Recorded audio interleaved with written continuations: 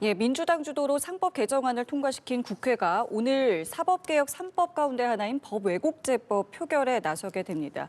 위헌 논란 속에 국민의힘에서는 필리버스터로 대응하고 있지만 뚜렷한 해법은 없어 보이는데요. 오늘 관련 내용 포함해서 정치권 이슈 두 분과 함께하도록 하겠습니다. 오늘은 박홍근 더불어민주당 의원, 김희정 국민의힘 의원 나오셨습니다. 두 분 안녕하십니까? 네, 반갑습니다. 예, 민주당 주도로 상법 개정안을 통과시킨 국회가 오늘은 말씀드린 대로 법왜곡제법을 표결에 나서게 됩니다. 먼저 여야 발언 함께 들어보시고 대담 시작하겠습니다. 개정안은 형사사건에 한하여 적용하고 각 코에 대한 명확성을 추가하여 위헌 소지를 최소화하는 방향으로 수정이 되었다는 말씀 드리겠습니다. 헌법 정신에 대한 정면 도전이자 사법부의 독립을 뿌리째 뽑으려는 사법 3대 개혁입니다. 양두구육식 입법으로 국민을 속이지 마십시오. 예, 일단은 지금 이 시각에도 본회의장에서는 필리버스터가 진행이 되고 있고 지금 앞서서 지금 저희가 싱크에서도 들으셨습니다만 이제 수정이 됐습니다. 그러니까 어저께 상정이 되기 1시간 전에 이 법에 대해서 민주당에서 이제 수정을 했습니다. 뭐 내부에 약간의 이제 반발이 있었던 걸로도 알고 있는데 어쨌든 지금 약간 지적이 나오는 거는 이렇게 중요 법안이 1시간 전에 이제 수정된 것이 과연 옳으냐 맞느냐라는 이제 지적이 있습니다. 이 부분에 대해서 먼저 좀 듣겠습니다.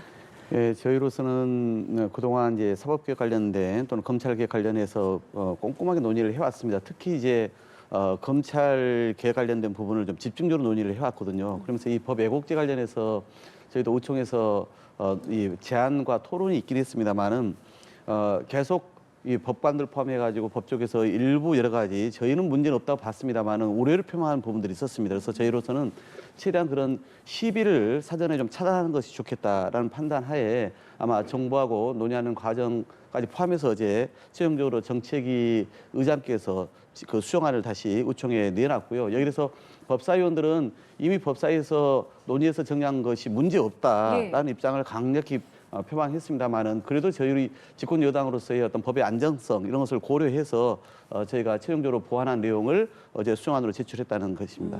수정안에 대해서는 어떻게 보셨는지 그리고 이 과정에 대해서는 또 어떻게 보셨는지 듣겠습니다.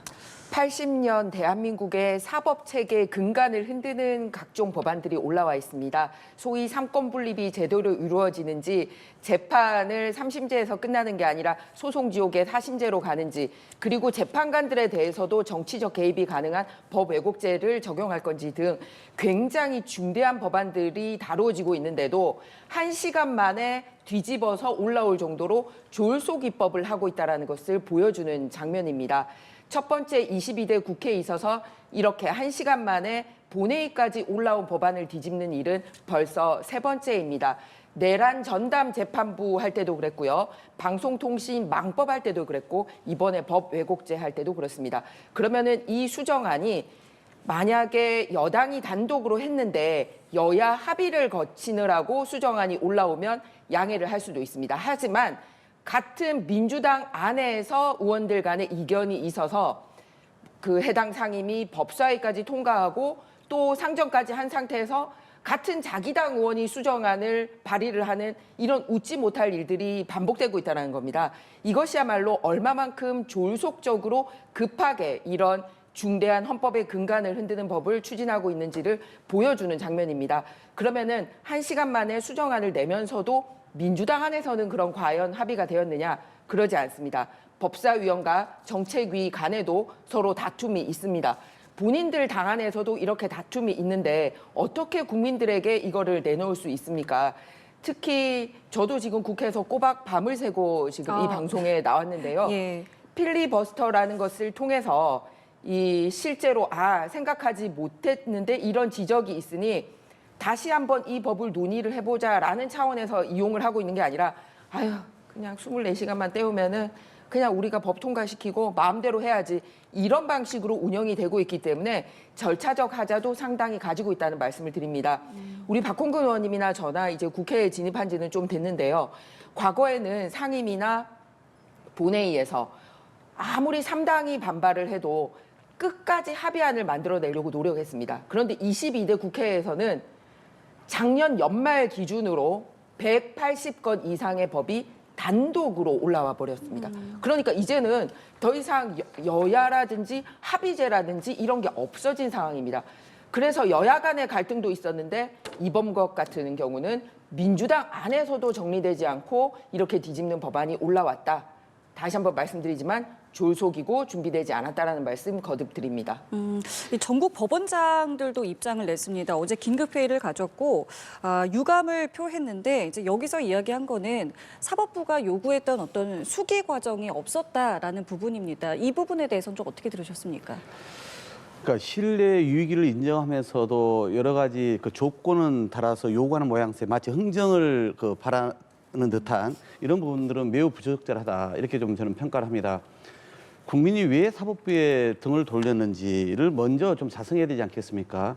사실 사법부는 국민이 유임해 준 것이고 그런데 신뢰가 신뢰를 잃었다면 그것은 정당성 자체가 지금 매우 훼손됐다는 뜻 아니겠습니까? 그런 점에서 지난 우리가 해방 이후에 80년 동안 수사와 이 기소 재판이라고 하는 것들에 대해서 과연 누가 견제를 해왔습니까?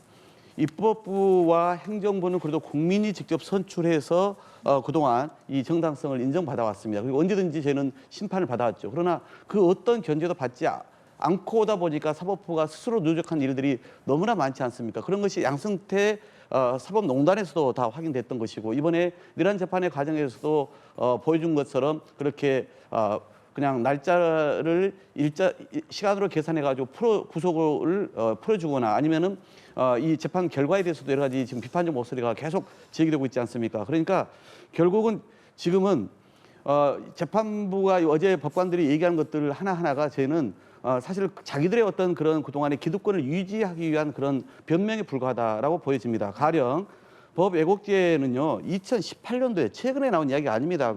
어제 우리가 의총에서 바로 이렇게 몇 시간 만에 바꾸는 것이 아니라 정말 7년 동안 여러 가지 그동안 논의가 있었고 여러 가지 법안 발의가 있었고 토론이 있었던 내용입니다. 그중에 마지막 우리가 이걸 전체 사건으로 할 거냐 형사 사건으로 할 거냐에 대한 쟁점이 있어서 마지막 논의로 조정을 했다는 말씀을 드리고 싶은 거고요. 그리고 마찬가지로 재판 소원제 같은 경우도 이렇습니다. 이것을 마냥 재판을 우리가 길게 끌고 가겠다는 것이 아니라 명백하게 헌법 위반이라든가 또는 기본권 침해가 있는 경우에 한해서 확정 일자로부터 30일 안에 하도록 되어 있습니다. 그러니까 이것은 매우 제한적인 어떤 그런 제도를 저희가 도입을 한 것이다. 이 말씀을 드린 것이고요. 대법관 증언에 대해서도 어제 법관들이 그 얘기를 하던데 14명에서 26명 늘리는 것의 핵심은 뭡니까? 그동안 너무나 이 사건이 판결이 많이 지금 밀려 있지 않습니까? 그 피해는 고스란히 우리 국민들이 지금 안고 있는 것이고요. 그리고 이것을 한꺼번에 늘리겠다는 것도 아닙니다. 어제 법관에서 4명 얘기하지 않았습니까? 그러면 내후년 2028년까지 우선 4명을 늘리면서 순차적으로 늘려나가겠다는 것입니다. 결코 어떤 이 장악을 위한 속도전이 아닙니다. 그런데 불구하고 자기 반성에 기초한 대안을 제시하지는 않으면서 국민의 권한을 위임받은 입법부가 하는 이 행사에 대해서는 그렇게 반대하는 것은 저로서는 납득할 수 없는 것이죠. 그러니까 지금 말씀을 정리해 보면은 신뢰를 잃은 사법부가 개혁도 가로막고 있고 이걸 기득권을 유지하기 위한 것이다. 그렇기 때문에 지금 또 민주당에서 나오는 이야기가 거취에 대해서 좀 결단을 해야 된다. 그러니까 조희대 대법원장을 향해서요. 이런 목소리까지 나오고 있거든요. 관련해서 어떻게 좀 어떤 들으셨습니까? 한 명의 문제가 아니라 말씀드렸듯이 80년 대한민국의 근간을 지켜온 사법 이 부분을 완전히 허무는 거고요. 특히 지금 헌법은 87년에 민주화의 결실로 만들어진 헌법을 만들 때 열심히 만들어둔 그 내용입니다. 그 삼권 분립의 체계를 어긋나게 하는 건데요. 지금 앞서 박원구 의원님 말씀하시는 걸 들어보면 마치 사법부만 반대하는 것처럼 말씀을 하시는데 아닙니다. 정확하게 당사자라고 할 수 있는 사법부도 반대를 하고 있고요. 학계를 반대를 하고 있고요. 그리고 평소 민주당이랑 가깝고 사법개혁을 외쳤던 참여연대나 또는 이 민변, 개혁 성향의 시민단체에서도 공식적으로 반대를 하고 있습니다.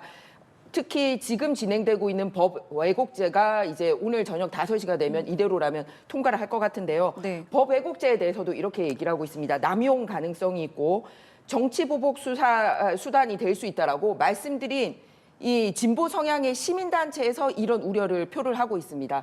특히 정치적인 판단을 하지 말자라고 하면서 정치적인 판단을 할 수 있도록 법을 바꾸고 있는 계약이라는 말씀을 드립니다. 왜냐하면은 베네수엘라가 망했던 대표적인 사례가 이 대법관수 늘리면서 모든 헌법과 관련된 것을 이 차베스 정부가 입맛대로 할 수 있도록 하면서 이 민주주의가 망했지 않습니까? 이번에 늘리는 대법관 수도 대부분 22명을 이재명 대통령 임기 안에 바꾸게 됩니다. 그러면 완전히 차지하게 되죠. 그리고 이 법안들은 오랫동안 논의가 되거나 뭐 21대에도 막 논의가 되거나 이랬던 게 아니라 언제부터 논의가 되기 시작했냐? 작년 5월에 이재명 대통령이 대법원을 통해서 선거법 위반, 유죄 취지의 전원 합의체 판결이 있은 이후에 그래서 대법원을 손대야 되겠구나.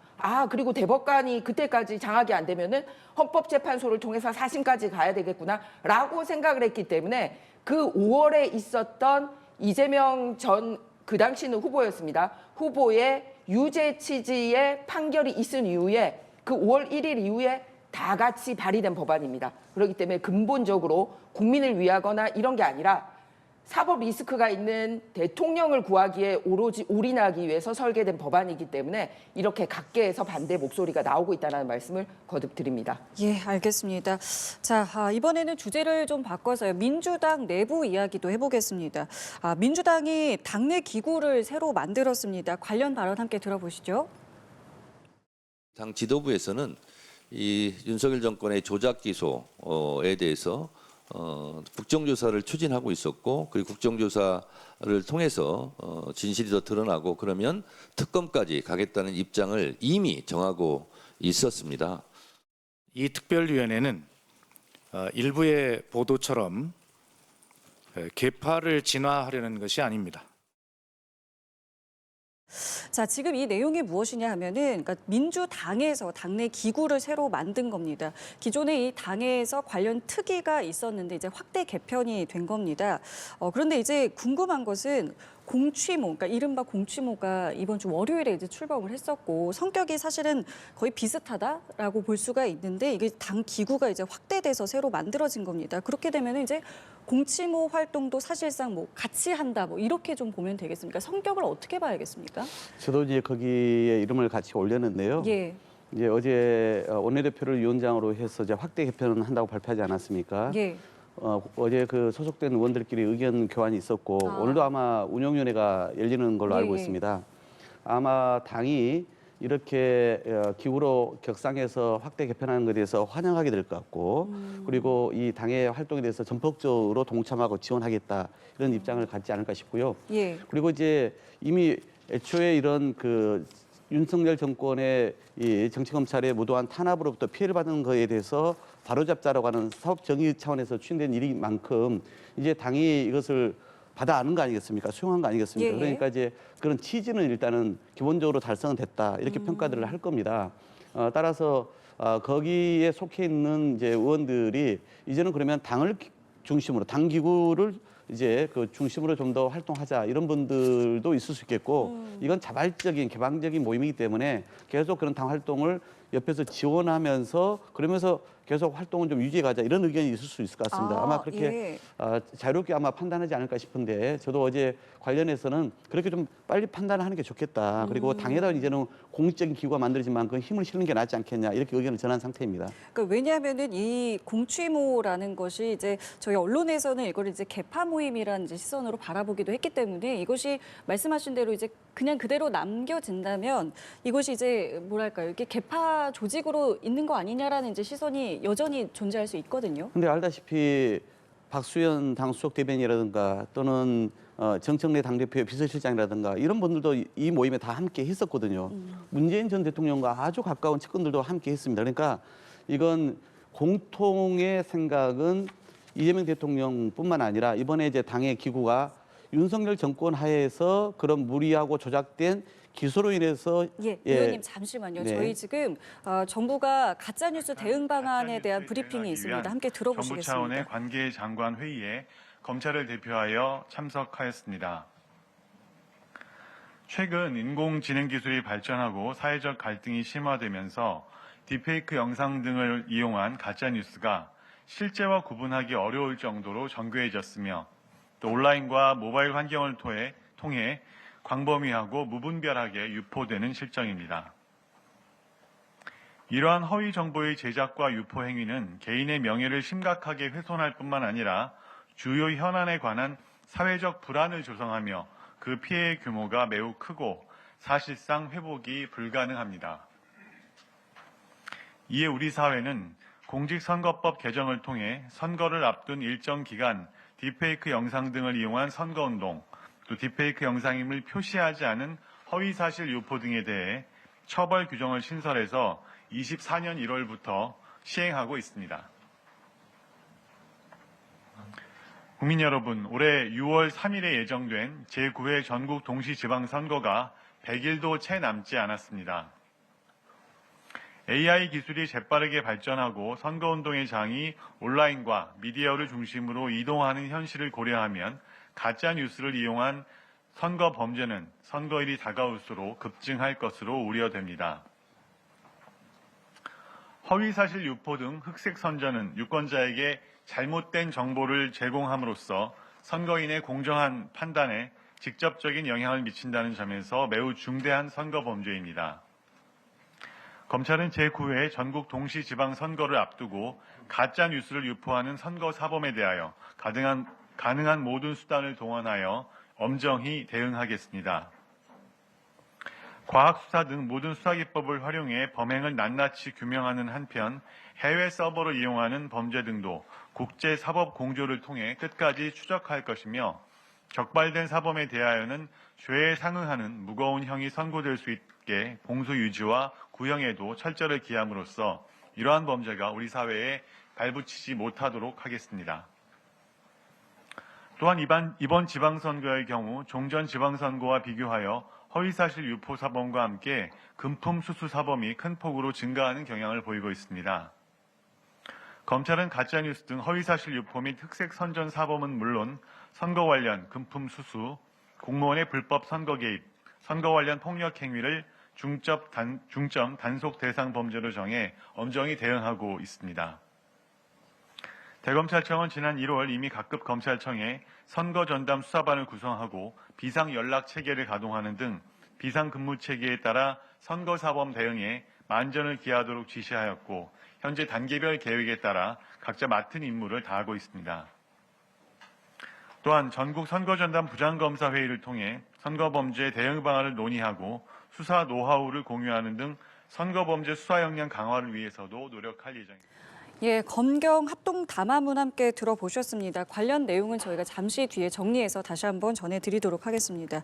공치모 활동 관련해서 의견 여쭙고 있었는데 계속해서 듣겠습니다. 네, 그래서 일단은 그런 참석한 모든 의원들의 공통의 목표는 그런 조작되고 왜곡된 수사를 바로잡는 일에 함께하자는 것이지 않았습니까? 이제 그 부분은 당연히 이제 공적으로 기구를 확대 개편했기 때문에 예. 해소가 된 것이죠. 그래서 그 취지를 이제 당의 관철을 한 만큼 기본적인 어떤 활동 목표는 좀 달성된 것이다. 이렇게 보고요. 그렇기 때문에 이제는 탈퇴를 하든지 아니면 그 안에서 자율적으로 계속 활동을 하든지 그것은 자유의사에 맡겨져 있는 상황인데요.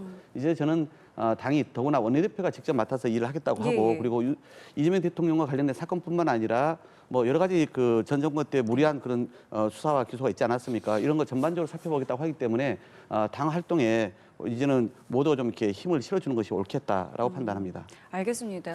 사실은 이재명 대통령도 어제 SNS 글을 통해서 이제 뭐 일각에서 계속 나오고 있는 어떤 당청 갈등과 관련해서는 과도한 걱정이다라고 이제 언급을 했거든요. 관련해서는 좀 어떻게 좀 보고 계시는지 듣겠습니다. 일단 당청 갈등과 관련돼서는 한두 번 나온 게 아니라 민주당에서 매번 때만 되면 나오고 있습니다. 예를 들어서 대통령이 순방하거나 좋은 성과가 있을 때마다 당에서 그거를 가릴 만한 그리고 민생에 도움되지 않는 여러 가지 법안들 발표를 해가지고 대통령실에서 굉장히 불쾌했다라는 얘기가 나왔고 그리고 다음번 당권을 차지하기 위한 당원 당규를 바꾸는 과정에 있어서도 소위 이재명 대통령의 입김을 차단하고 현 정청래 대표에게 더 유리한 방식으로 바꾸는 데 있어서 문제라든지 그리고 또 당에서 그 정부의 인사를 추천하는 과정에 있어서 이재명 대통령에게 좋지 않은 이 증언을 했던 예를 들어서 대북 송금 관련된 사건에 변호사가 추천됐다라는 이유만으로 다른 흠결이 없는데도 그 부분에 대해서 대통령실이 이렇게 불쾌하게 반응을 한다라든지 이런 게 지속적으로 나오고 있지 않습니까? 그렇기 때문에 무슨 해석의 문제라기보다는 실제로 일어나고 있는 문제라는 생각이 듭니다. 그러다 보니 사실은 당내에서 이런 당내당이라고 부를 수 있는 최대 계파 조직이 탄생을 한 것 같습니다. 예를 들어서 공소 취소와 관련된 부분은 수혜자가 명확하게 딱 한 명으로 귀착이 됩니다. 바로 이재명 대통령입니다. 그런데 그 부분에 관련돼서 그 당에 100명이 넘는 의원들이 거기에 모임에 들어갔다? 그러면서 지금은 국회에서 또 법은 법대로 바꾼다? 오로지 대통령 지키기에 내놓고 자기 이름을 걸고 하고 있기 때문에 이게 당내 최대 계파 조직이 아니면 뭡니까? 그래서 이번에 민주당에서 그거를 특위로 만들면서 이렇게 하는 형태가 과연 이들을 포용하기 위해서 그렇게 하는 건지 와해시키기 위해서 그렇게 하는 건지에 대한 정치적인 해석이 있습니다. 그런데 정치적 해석은 뒤로 하고라도 결코 국민의 민생이나 이런 것과 관련되지 않고 오로지 대통령을 재판받지 않게 하기 위해서 하고 있기 때문에 이것은 잘못됐다. 지금 올라가 있는 여러 가지 법안이라든지 공소취소 모임이라든지 다 필요 없어지는 거는 법에 따라서 정해진 재판만 받으면 이재명 대통령이 일반 국민들처럼 정정당당하게 재판만 받으면 이런 모임이 존재할 이유도 없고 이런 많은 법관들이나 시민단체들이 반대하는 법안을 단독으로 처리할 필요도 없다라는 겁니다. 그래서 올라가 있는 법이나 지금 나오고 있는 104명의 이런 공소취소 모임이나 맥은 같이 하고 있다고 보여집니다. 그런데 이제 예. 저희가 반복적으로 얘기를 해도 이제 언론에서 이게 마치 이제 계파 정치의 시작인 양 얘기를 하는데 대통령께서 지금 가장 집중적으로 일을 해서 성과를 내고 있지 않습니까? 코스피 6천 시대를 초기에 달성할 정도의 상황을 만들고 계시단 말이에요. 그럼 대통령 생각하기에 당이 예를 들어서 계파 투쟁을 하고 있거나 권력 투쟁을 하고 있으면 그걸 바람직하게 생각하겠습니까? 당이 그에 대해서 강하게 문제 제기를 하겠죠. 그런데 대통령이 저렇게 말씀하셨잖아요. 자기가 뒷전으로 밀려난 적 없다. 당은 당의 일을 아주 잘하고 있다. 민생입법도 개혁입법도 잘 처리하고 있지 않냐. 이렇게 다시 한번 확인해주고 계시지 않습니까? 그 얘기는 제가 아까 말씀드린 것처럼 맥을 같이 하는 겁니다. 저 공소취소 의원 모임에도 다양한 분들이 있는 거예요. 대통령이 억울하게 수사받았고 조작된 기소로 지금 재판을 진행 중에 있다 중단된 거 아니겠습니까? 여기서 대통령이라고 해서 왜 그 부당한 상황에 놓여 있어야 됩니까? 바로 잡아야죠. 거기에 취재 공감했기 때문에 참여했지만 지금 말씀하신 것처럼 일각에서 그게 혹시 대통령만 너무 염두에 둔 거 아니냐 하니까 그럼 좋다. 검찰을 수적으로 부리면서 저렇게 무도한 수사를 했던 전반을 다 살펴보자라고 이제는 방향을 정한 것입니다. 그리고 저는 그렇기 때문에 지금의 어떤 특정 계파의 모임으로 저 모임이 아니라는 것을 분명히 말씀드렸던 것이고 예. 오로지 지금은 대통령의 국정 운영의 성과를 더 확실하게 뒷받침할 수 있는 민생과 계획이라고 하는 두 가지의 이 동력을 어떻게 당이 더 유능하게 만들어줄 것이냐. 여기만 우리가 지금 합심해 있다라는 말씀을 드립니다. 알겠습니다. 자, 이번에는 국민의힘 이야기로 넘어가 보겠습니다. 국민의힘은 장동혁 대표의 절윤 거부를 두고 연일 쳇바퀴 공방을 이어가고 있습니다. 주요 발언 함께 들어보시죠.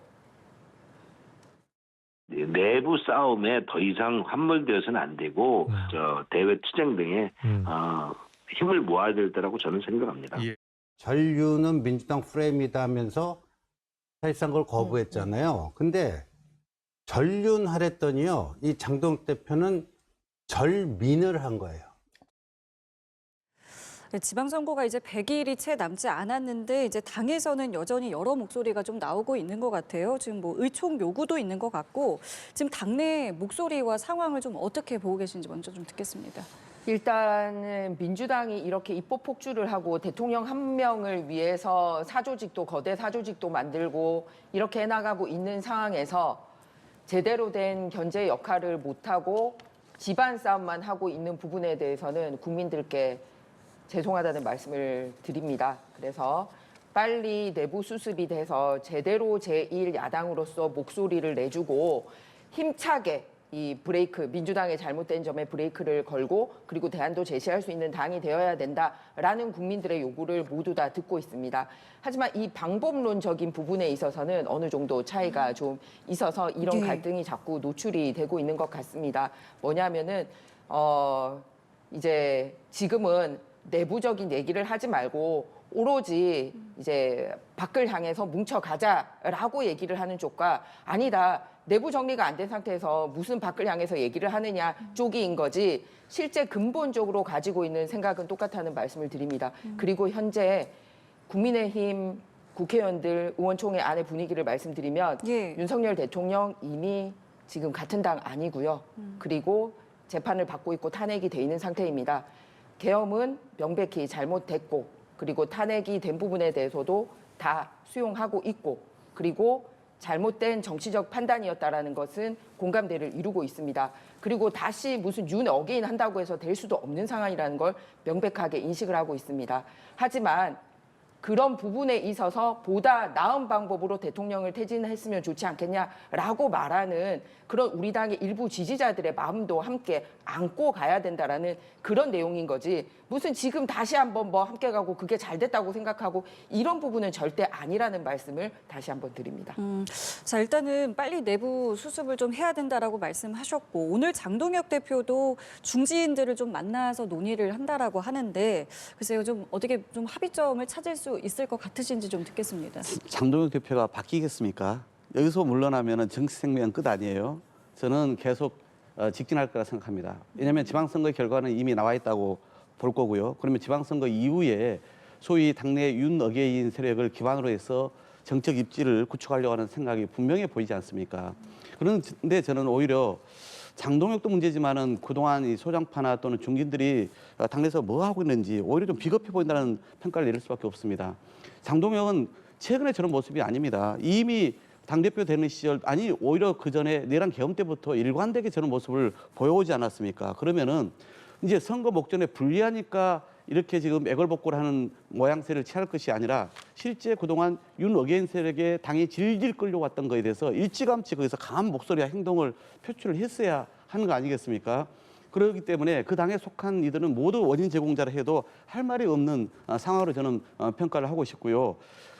당이 윤 어게인 세력에게 거의 완전 장악될 때까지 과연 뭐 했는지에 대해서 답은 내놓지 못하고 이제 와서 장동혁 때리기에 집중한다. 그럼 장동혁이 물러나면은 그러면은 서른 사람이 구세주처럼 나타나겠습니까? 저는 또 윤 어게인이 당을 장악할 것이다. 그래서 이제 그 얘기를 많이 하고 있는 것이죠. 지금은 보통은 선거 앞두면 정상적 정당이라면은 사실은 당내 통합을 도모합니다. 어떤 식으로 다 깨안으려고 노력하고 오히려 위원 확장을 하려고 하는 것이죠. 그런데 지금은 오히려 장동혁 물러나라 이렇게 얘기한 원내외 위원장들을 이제는 윤리위원회 제소까지 않습니까? 예. 되기면 숙청 작업을 벌이고 있는 거예요. 이러니까 여전히 정신 못 차리고 있는 여당이다 이렇게 말씀을 드릴 수밖에 없는 것이고 지금은 거의 파국 단계로 가고 있는 것이다라고 저는 이렇게 보고 있습니다. 지금 의원님께서 말씀하신 것처럼 지금 이 원외 조직도 사실상 이제 둘로 쪼개진 것 같아요. 이게 윤리위 제소까지 지금 가고 있는데 이 상황도 글쎄요 뭐 어떻게 뭐 과정이라고 봐야 되는 겁니까? 어떻게 해야 됩니까? 당내 의원들 간에도 이견이 있는 부분을 의원총회를 통해서 본질적으로는 생각이 같다. 이대로는 국민들에게 신뢰를 얻기 힘들다. 하지만 더 이상 무슨 이렇게 심판하고 처벌 주고 이러는 걸로 가긴 힘들다. 어떻게 해서든지 포용하고 함께 수습해야 된다라는 얘기가 있었는데 원외가 이제 뒤늦게 이런 일이 있는 게 밝혀졌습니다. 이 부분에 대해서 당이 뭐 크게 호응하거나 이런 분위기가 아니고요. 뭐 지나가는 하나의 흐름이라고 생각을 하고 있고 지금은 무슨 처벌하고 뭐 내치고 이런 정치보다는 함께 가야 된다는 목소리가 훨씬 더 중노리라는 말씀을 드립니다. 알겠습니다. 자, 이런 상황에서 한동훈 전 대표는 지역 행보를 시작을 했습니다. 첫 지방 행보로 찾은 곳은 바로 대구였습니다.